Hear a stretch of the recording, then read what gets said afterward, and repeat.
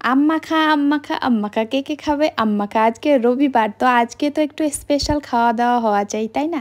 তো রাধে রাধে, নমস্কার। আপনারা সবাই কেমন আছেন? আশা করছি সকলেই ভালো আছেন। আমার আরেকটি নতুন ব্লগে আপনাদেরকে সকলকে স্বাগত জানাই। আজকে রবিবারের সকাল, তো রবিবার সকাল সকাল উঠে আমি ঘর বাড়ি পরিষ্কার করা, এদিকে থালা বাসন ধোয়া, এইসব কাজ করছি। আসলে এটা শুধু রবিবারের সকাল নয়, এটা আমার প্রত্যেক দিনের রুটিন। শুধু একটা এখানে কি, আজকে আমি সকালবেলা বাসন গোসন সব ধুচ্ছি, কিন্তু আমি অন্য দিন আগে রাত্রেই ধুয়ে রাখি, কারণ সকালবেলা টাইম পাই না।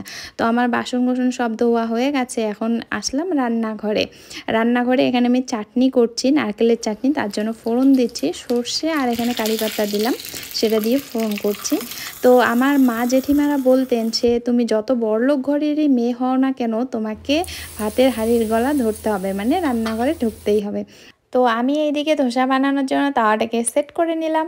আর আপনারা কে কে ধোসা খেয়েছেন, আর কার কার খেতে ভালো লাগে কিনা খারাপ লাগে অবশ্যই জানাবেন।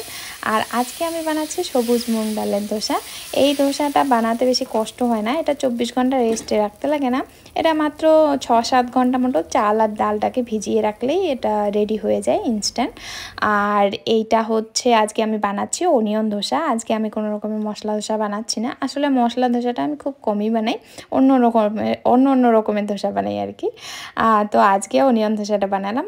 আর আজকে নারকেলের চাটনি দিয়ে হচ্ছে ধোসা। তো নারকেলের চাটনি দিয়ে হলে আমার বর 4-5টা মতো খেয়ে নেয় আর কি। অন্য চাটনি দিয়ে হলে সে খেতে চায় না। তো আমি ওকে বলছি, এই যে নাও তোমার নারকেলের চাটনি দিয়ে।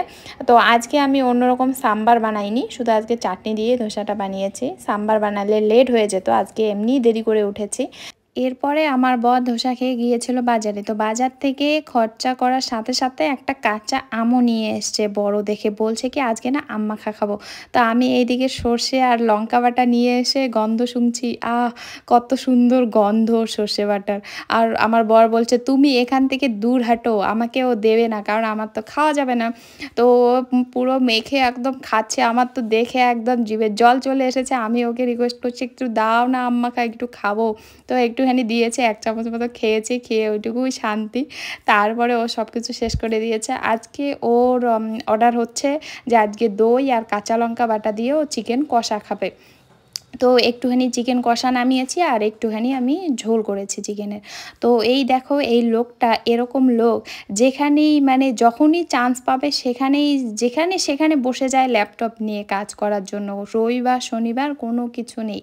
তো ওকে আমি বললাম, খাবারটা খেয়ে নাও, খাবার খেয়ে না হয় বসো কাজে। এরপর দুপুরে খাওয়া দাওয়া শেষ করে আমি রান্নাঘরে চলে আসলাম আবার।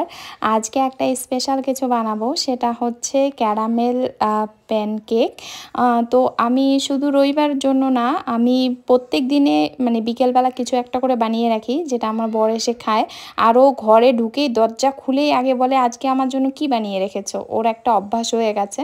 তো যাই হোক, আজকে আমি এটা বানাচ্ছি। প্রত্যেক দিনে বানানো আমার ভালো লাগে আর কি বানাতে।